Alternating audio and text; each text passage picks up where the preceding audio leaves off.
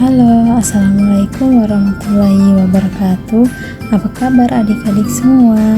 Perkenalkan, nama kakak Asti Ramadhani dengan NIM 200121011340015. Kakak merupakan salah satu mahasiswi dari program studi pendidikan matematika Fakultas Keguruan dan Ilmu Pendidikan Universitas Cendrawasih. Nah, pada video kali ini kita akan belajar mengenai materi peluang yang terdapat pada kelas 8 SMP atau MTS. Kakak harap setelah adik-adik menonton video pembelajaran kali ini, adik-adik dapat menjelaskan apa yang dimaksud dengan peluang. Yang kedua, dapat menentukan peluang empirik dari suatu percobaan. Yang ketiga, dapat menentukan peluang teoretik dari suatu percobaan. Sebelum masuk ke materi selanjutnya, kakak akan menjelaskan istilah pada peluang. Istilah pada peluang ini terdapat 4 istilah. Istilah yang pertama yaitu ruang sampel atau S adalah himpunan semua kejadian yang mungkin diperoleh dari suatu data atau percobaan. Nah, istilah yang kedua yaitu titik sampel adalah semua anggota dari ruang sampel. Nah, untuk istilah yang ketiga yaitu kejadian adalah himpunan bagian dari ruang sampel yang merupakan peristiwa yang sudah terjadi. Nah, istilah yang keempat yaitu percobaan atau eksperimen adalah suatu tindakan atau kejadian untuk memperoleh hasil tertentu. Nah, masuk ke contoh soal yang pertama. Pada pelemparan sebuah uang logam, tentukanlah A. ruang sampel, B. titik sampel, C. kejadiannya. Nah, penyelesaiannya di sini kakak sudah menampilkan uang logam yang angka dan gambar. Nah, kita akan mencari A-nya terlebih dahulu yaitu ruang sampel atau S.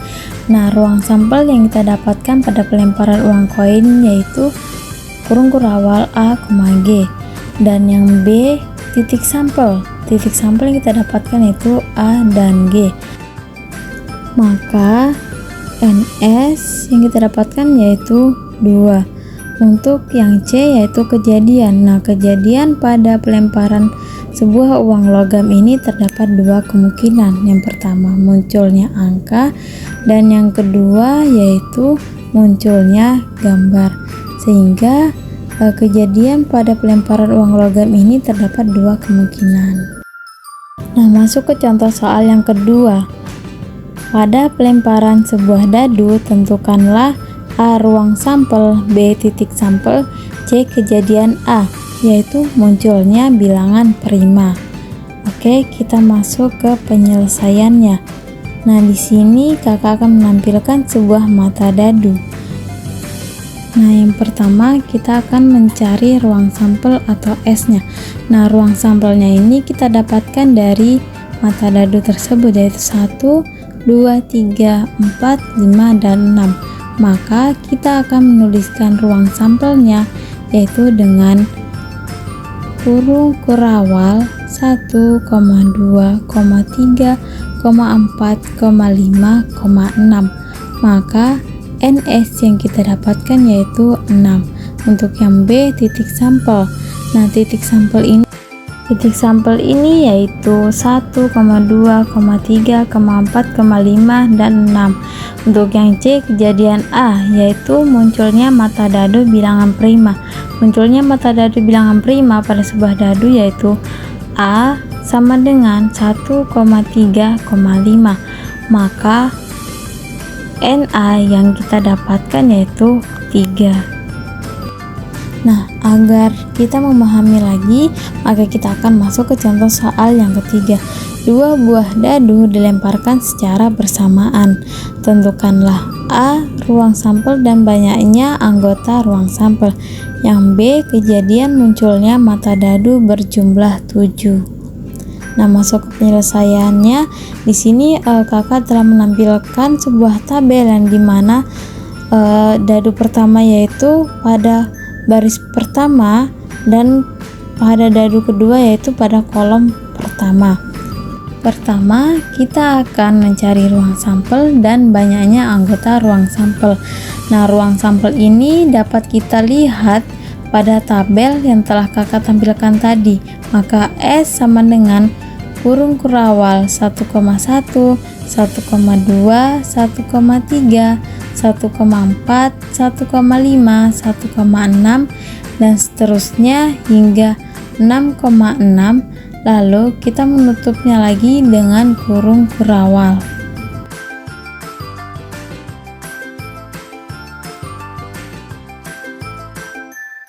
Selanjutnya kita mencari NS-nya, di mana NS kita peroleh dari S-nya.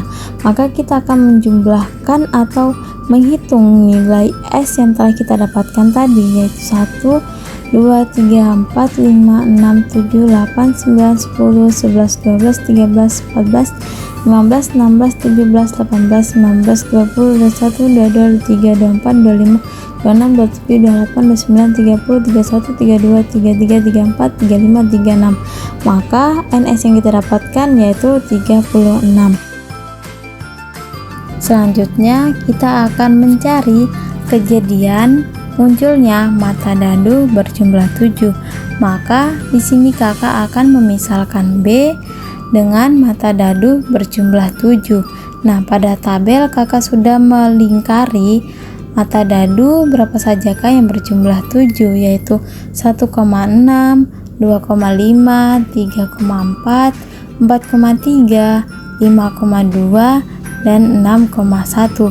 Maka kita dapat menuliskan B sama dengan kurung kurawal 1,6, 2,5, 3,4, 4,3, 5,2 dan 6,1, lalu tutup kurung kurawal.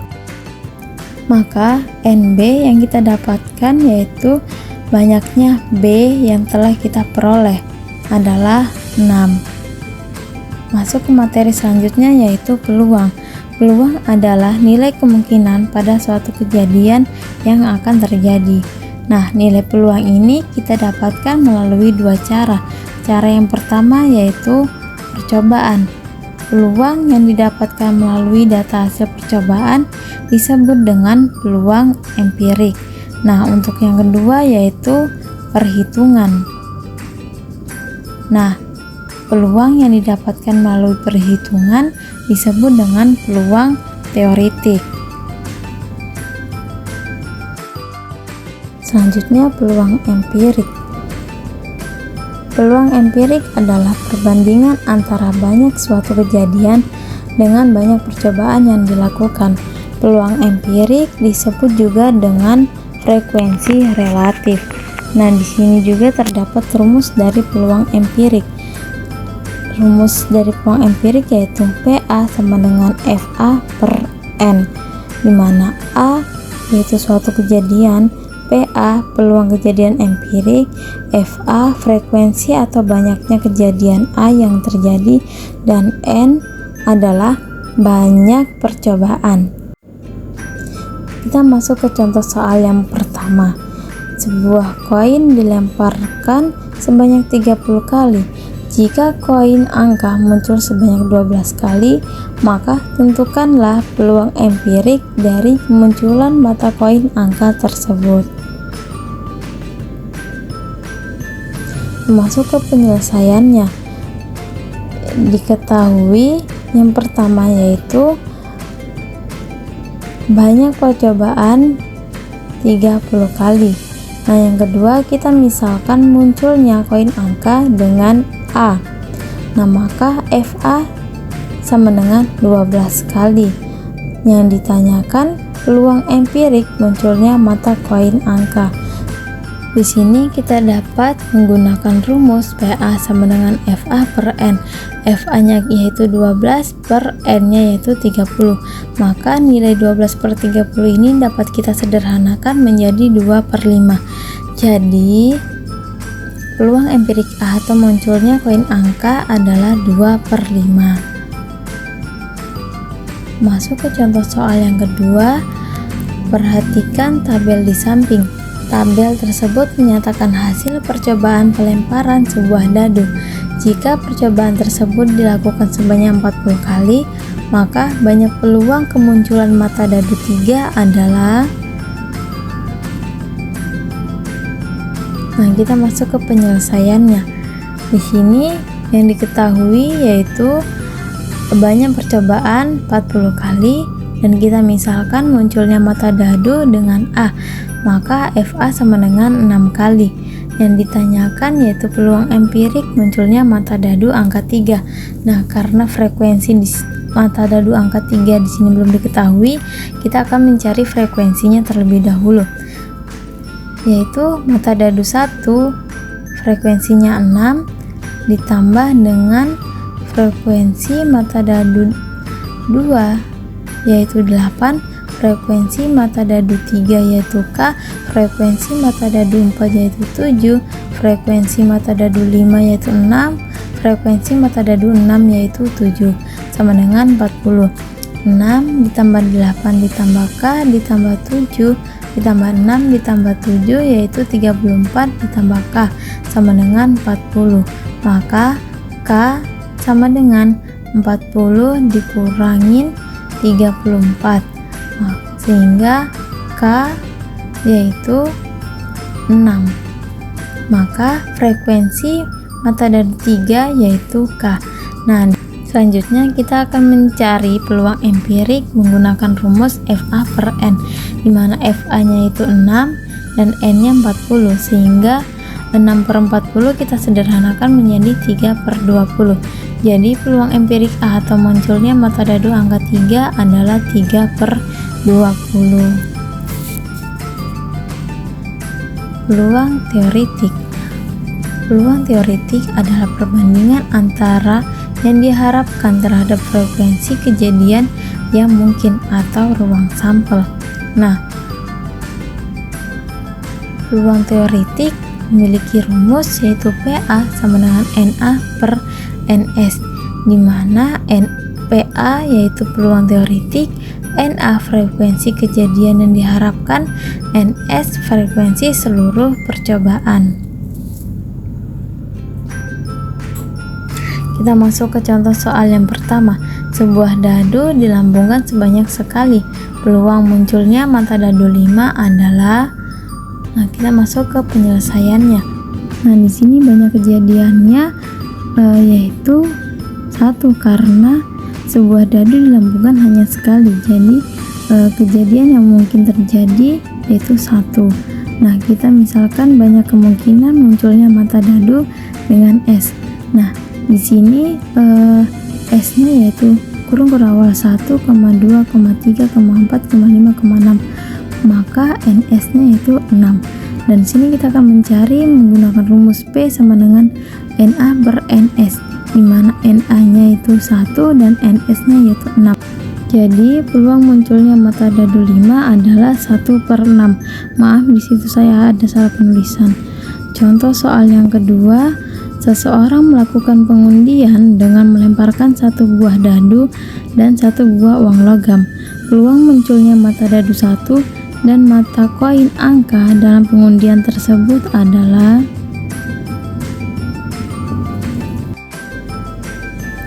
Kita masuk ke penyelesaiannya. Di sini terdapat dadu dan koin. Nah, dadu itu terdapat pada kolom pertama dan koin itu terdapat pada baris pertama. Nah, banyaknya kejadian pada sebuah pelemparan dadu dan koin secara bersamaan, yaitu satu kemungkinan yang mungkin terjadi. Selanjutnya, banyak kemungkinan munculnya mata dadu dan koin. Nah, banyak kemungkinan munculnya mata dadu dan koin yaitu A,1, A,2, A,3, A,4, A,5, A,6. G,1, G,2, G,3, G,4, G,5 dan G,6. Nah, di sini NS yang kita dapatkan yaitu 12. Nah, di sini kita akan mencari menggunakan rumus P sama dengan NA per NS, di mana NA-nya yaitu 1 dan NS-nya yaitu 12. Jadi peluang munculnya mata dadu 1 dan koin angka dalam pengundian adalah 1/12.